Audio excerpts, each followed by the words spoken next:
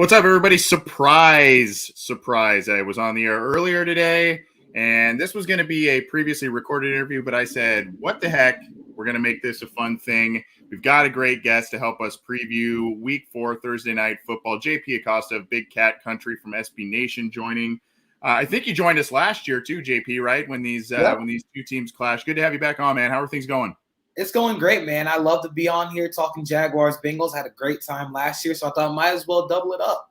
Well, I appreciate it. I know you're a busy guy. You are in Northwestern School of Journalism right now, right? You just made the move over there and doing a lot of different stuff while covering the Jags for SB Nation. Before we kind of dive into X's and O's and all kinds of different things with the Jaguars as they get set to face the Bengals on Thursday night, tell us a little bit about yourself and where people can find your great material. Awesome. So, like you said, I just started at Medill University for sports media at their graduate school. But for my professional work, you can find me at SB Nation, where I write for Big Cat Country, specifically about the Jaguars. And then last month, I joined Football Outsiders as a NFL commentator. So I'm going to be writing a whole lot more about the NFL generally. Maybe I'll write some Bengals stuff too. And so you can find me in both those places. Well, awesome. Thanks for carving out time for us once again. We've been pretty stoked to have some great guests these past couple of weeks as we get to peek over the other side of the fence at things going forward here. Look, these two teams kind of are seemingly going in a little bit of opposite directions as they get set to face each other. I guess the first place we would want to start is the head coach for the Jacksonville Jaguars, one of the most successful head coaches in college football history. A lot of Bengals fans who are Buckeye fans are partial to Urban Meyer. So tell us a little bit about how things have been going under Urban Meyer. He has yet to win a football game as a Jaguars head coach, but what kind of direction are things going right now? Well, first question I'd ask you is how much time you got? We got a few things. So since Urban Meyer was hired in the offseason this year, of course, there was the wild stuff that happened off the field with Coach Doyle, the strength conditioning coach, also with signing Tim Tebow. But the on-the-field stuff hasn't come along the way that fans wanted it to, mainly because I don't think Urban Meyer understands that this isn't Ohio State. Like, he made the comment saying, like, in the NFL, everybody's playing Alabama. Then you go and watch the Texans play the Panthers on Thursday Night Football, and he's like, man, how do you think this team is Alabama?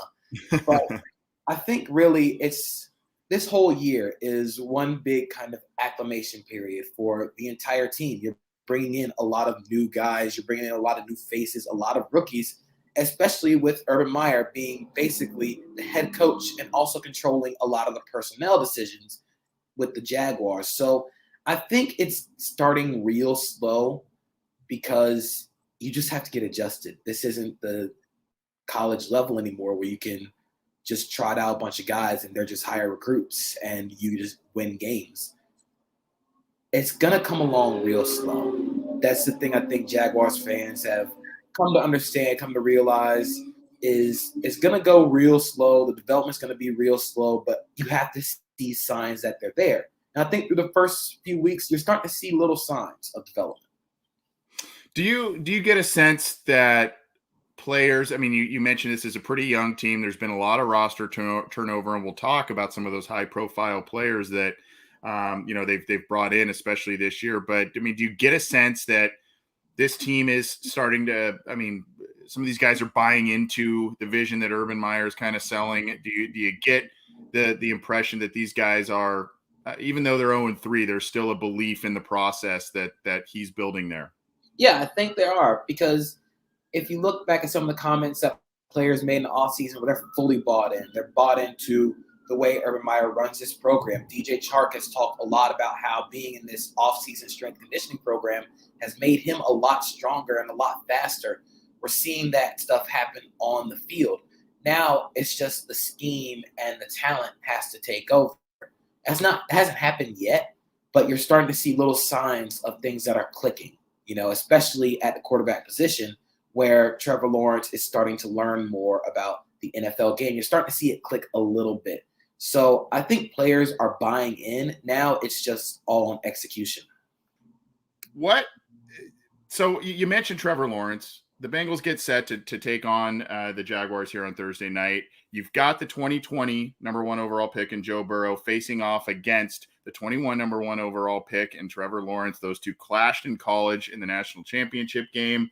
Two of the better quarterback prospects we've seen in a long time. And for my money, when I had seen Trevor Lawrence in college, he was one of the best prospects and surefire prospects in terms of NFL talent that I had seen.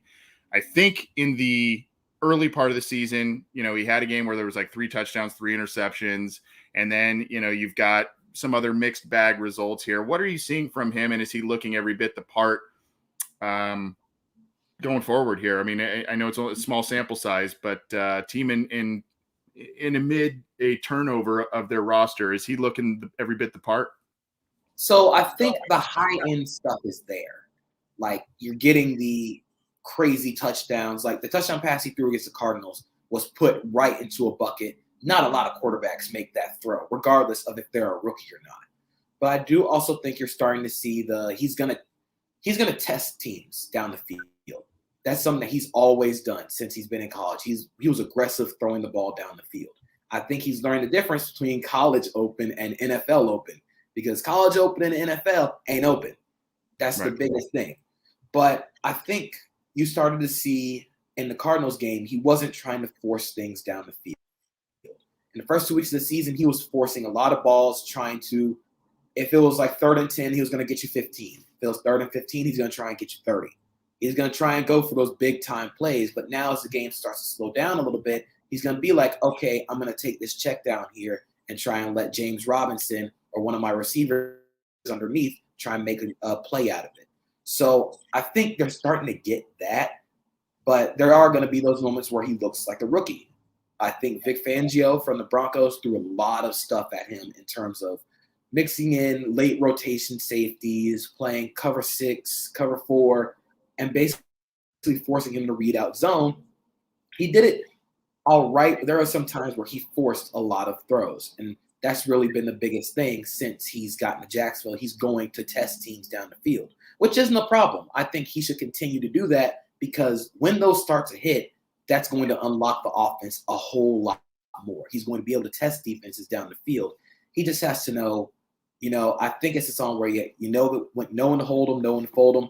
He's got to know when to fold. He's got to know when to take the check down, try and make something happen there. Well, I'm officially not on mute this time, I don't believe. So we'll keep chatting with JP Acosta of SB Nation's Big Cat Country, previewing the Thursday Night Football game as the Cincinnati Bengals host Jacksonville Jaguars. Big night in Cincinnati. They're going to be unveiling the new Ring of Honor with the 4 inaugural inductees and also the 1981 AFC Championship class. So pretty cool night, especially if you're a Bengals fan, but obviously seeing these two quarterbacks face each other in prime time, pretty cool stuff. I kind of continuing on that a little bit there. You mentioned DJ Chark's name earlier. There's another receiver who's been putting up a few numbers for the Jaguars who are near and dear to Bengals Nation's hearts, and that's Marvin Jones. Just a great guy, but also a really productive player, particularly for where he was drafted and where he's at in his career. This is kind of what you do if you're a first-time head coach or a new head coach, and you've got a lot of young guys at important spots like a Trevor Lawrence or what have you. You hang on to some of these really good locker room veteran type of guys, and there's a good mix of that. What has Marvin Jones brought specifically to the Jaguars, not only in the locker room sense, but also on the field as a veteran wide receiver for a rookie quarterback?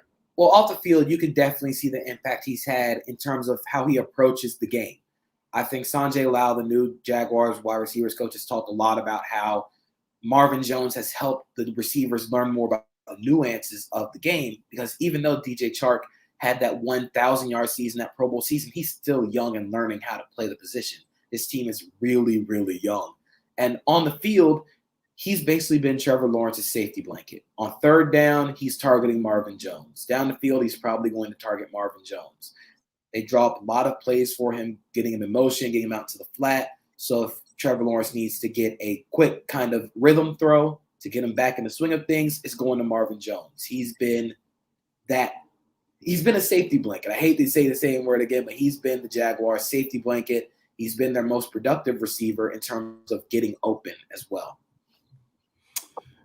You mentioned his name earlier too, as well as the guy slated to replace him. It was kind of an exciting. I was excited for this in terms of what the Jaguars were looking to do with their first two picks that they had. You get Trevor Lawrence, your quarterback, and then you bring in Travis Etienne, a guy he is very familiar with. Some people thought that was a reach, but I like the idea of reuniting those guys. Unfortunately, Etienne has the season-ending injury early on, and now it's James Robinson's show again, who was a nice surprise last year. But what have they been able to do in the absence of Etienne? Because I know they wanted to use him in the passing game too. So have they been able to kind of put some things together in his absence, or has it been pretty noticeable?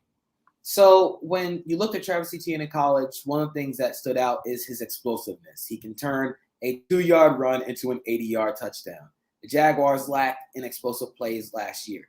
Since Etienne has gone down, they haven't really had those explosive plays. That's what Urban Meyer brought him in for. He was there to turn the doubles and singles that James Robinson hits into home runs. He was their change of pace guy that they'd use as receiver, they'd use at running back. But now that he's not on the field, you can tell that the offense is missing some explosiveness. It's missing that spark that normal Urban Meyer offenses have. Like you think of at Florida, you think of Percy Harvin, Jeff Demps, Chris Rainey at Ohio State. You got Curtis Samuel. You think of those guys who can create and generate plays down the field. That's what Travis Etienne was going to do. I think James Robinson is wholly underused in the Jaguars offense right now. I think Darrell Bevell, the offensive coordinator, I think they're still trying to figure out where they want to go as a team offensively. I think a lot of that is due to having Trevor Lawrence split reps in the name of competition with Gardner Minshew, who's now in Philadelphia. You really couldn't see what you wanted to be on offense because you didn't have him running the ones all the time. So right now they're real pass happy, but the run game in its very limited points has worked really well. They're 15th in DVOA in the run compared to 30th in the passing game DVOA. So what they need to start doing is start to become more balanced. And I'm not saying like just run into a brick wall 3 times and punt, but if the run game is working really well, go ahead and use it. And I think we started to see that in the Cardinals game where they had a touchdown drive that was 7 runs and a pass, and they scored on a James Robinson touchdown. This offensive line has been much maligned, but I think they are a little better in the run game than they are in the passing game. Cam Robinson, for as much flack as he gets in the passing game, he moves people in the run game. I think A.J. Cann is good in the run game. Brandon Linder, very good in the run game. Andrew Norwell is starting to bounce back, but I think this team really is still trying to find its identity throughout the first few weeks of the season, where you see that they can run the ball, but it's all about if they want to. I think Trevor Lawrence has thrown the ball ever since that Texans game where he threw the ball 51 times, which is abnormally high for a first career start. He's thrown it 40 and 30 times. You want to get the run game involved. You want to get Trevor Lawrence out on the move with bootlegs, play actions, because he's really good at throwing on the move. So I think really without ETN, you lack explosiveness. But at the end of the day, they really don't have an identity on offense right now. That's what they're still trying to figure out. Quickly here, we had a question in our live chat. You talked a little bit about James Robinson right there. We talked about Marvin Jones. Any thoughts on Laviska Shenault? I love that guy in college. He was a fun player. I saw a lot of him on the Pac-12. How's he been looking in year 2 here? So they use Laviska for a lot of the quick screens, the quick game. I think he's done really well in his role. I think they can use him a little more as an actual receiver down the field because he's shown that he can do that. But there have been some times where he had a little bad case of the drops. I think that happened in week 2 against Denver.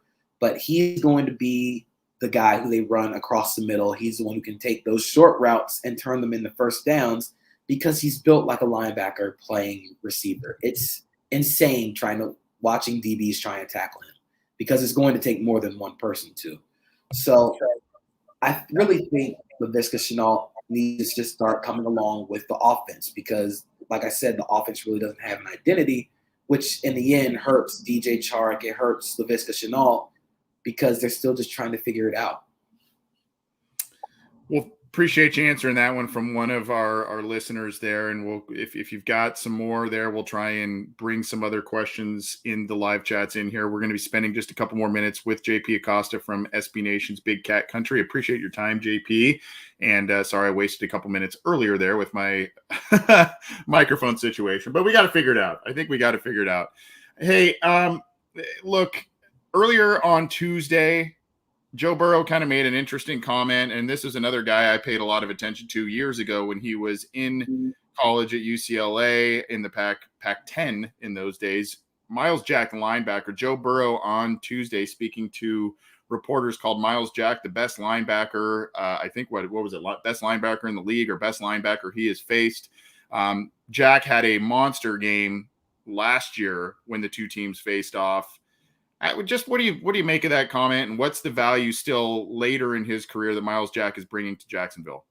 I am a huge Myles Jack guy. If you see me on Twitter and just look up JP Acosta, Myles Jack, I am Myles Jack propaganda, Myles Jack hype train. I am all about him. I think last year was one of his best years of his career, which is an insane thing to talk about because you have that 2017 season still in the back of your mind. But now he is the unquestioned leader of that defense. He's back to his natural role as a will linebacker. Now he's a run and chase guy. He's done pretty well so far as kind of captaining that defense. I think the second level has played a little up and down. I think that's mainly because teams understand how good Myles Jack is. So the first week against Houston, what they would do is they would motion the running back out of the backfield, get Myles Jack out of the lane, out of the tackle box where they were going to throw the ball. So I'm all for Joe Burrow's comment saying Myles Jack is the best linebacker in the league because that just makes my takes look a whole lot better. But Myles Jack has played phenomenally for the past 2 years. Yeah, he's been a good player for them. And I can't remember. I know in college they also played him at running back a little bit. Did he ever do that with Jacksonville early in his career? I can't really remember. He hasn't yet, but I'm still holding out a little bit of hope. I'm holding out hope. I remember that for sure. It was always one of those interesting players, dual threat guy, you know? Mm-hmm. Well, let's start talking a little bit about this game before we hop on out of here, JP. How are you feeling about this one going in here? I mean, there's a sense the Bengals are now about a touchdown favorite, depending on which line you choose. It's about 7.5 points. Bengals are coming off a huge win. This has, I don't like to use the term trap game because the Bengals have been on that side of that term for many, many years. So I don't like to use that term necessarily, but big game at home, emotional Thursday, short week.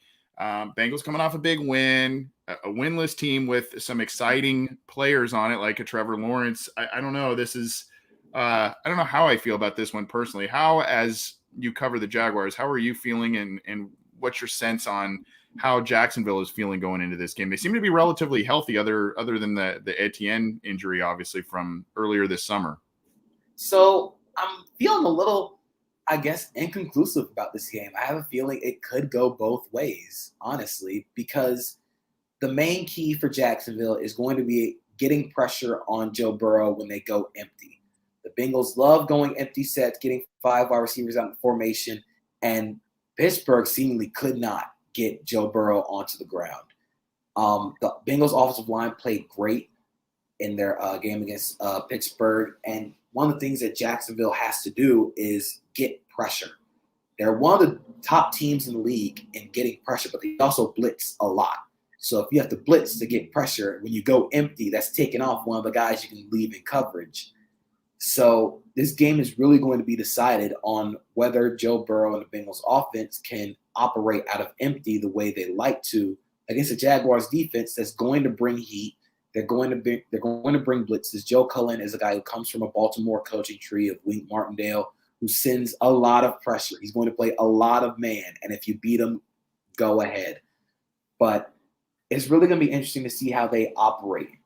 The Bengals offense against the Jaguars defense. And going over to the flip side, I think the Bengals have to get the Jaguars in second and long. The Jaguars have been one of the worst teams in the league. I think they're 31st in second and long DVOA. Get them in second and long and play different coverages to kind of mix up Trevor Lawrence's eyes. Because one of the things that he'll do is he'll force a ball in coverage on second and third and long. Like I said, if it's second and 10 or second and 15, he's going to try and go get you 20.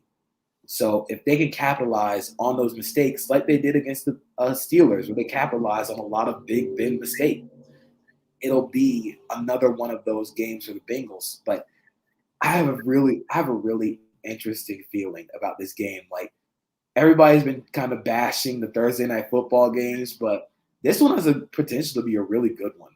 I think it could be fun. Yeah. I mean, I don't know how I feel quite yet about the outcome, but I mean, I think it could be a fun one based on both the guys playing quarterback there. And if you have Trevor Lawrence on your fantasy team or what have you, this might be a good week to play him regardless of the outcome, because the Bengals cornerback group is pretty depleted at this point. Trey Waynes is a maybe.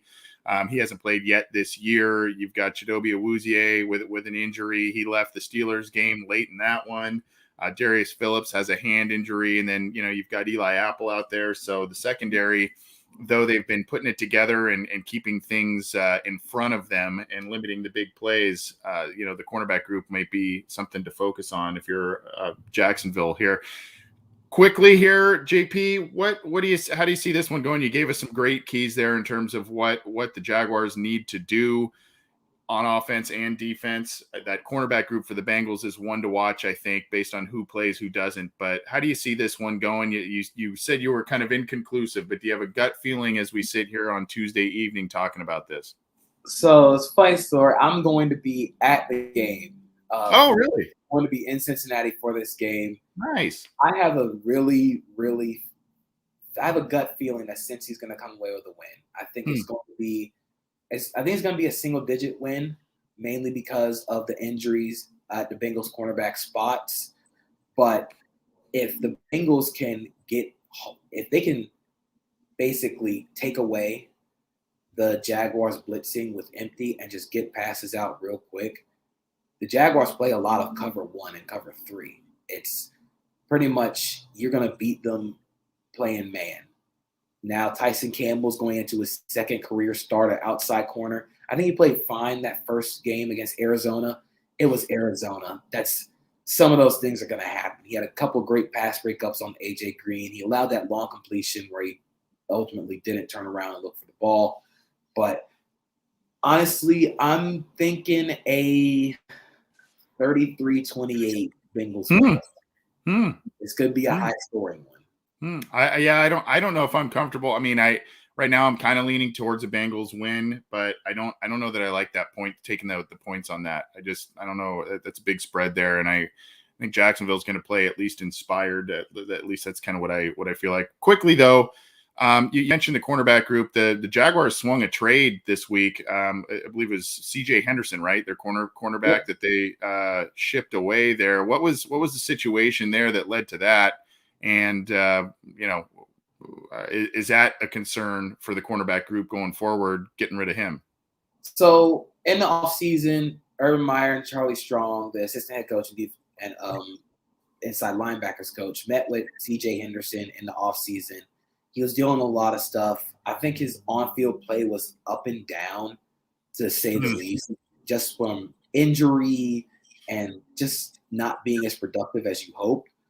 And ultimately, the drafting of Tyson Campbell kind of made him expendable, where you can now trade him. Like once they drafted Campbell, it's like, okay, he's on the clock now.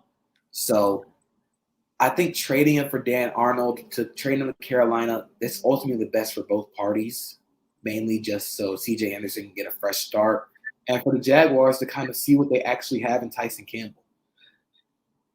This does leave the Jaguars' depth chart at corner really thin, because if Tyson Campbell goes down, then Trey Herndon's having to move from nickel to outside, or they'll have to play Chris Claybrooks, who's mainly a special teamer, on the outside, which is something that they really don't want to do. So ultimately, this trade is the best for both parties because you get another tight end in the receiving game. But it does leave the Jacksonville cornerback room real thin.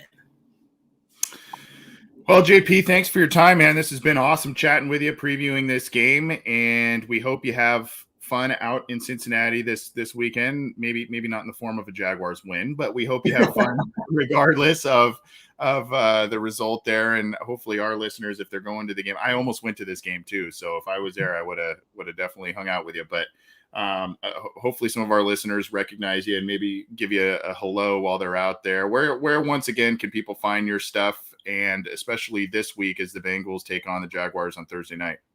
So you can find me at Big Cat Country on SB Nation, and you can also find me at Football Outsiders. Awesome. Well, thanks, JP. Take it easy.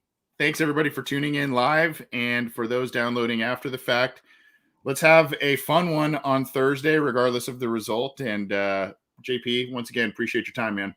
Thank you. Take it easy.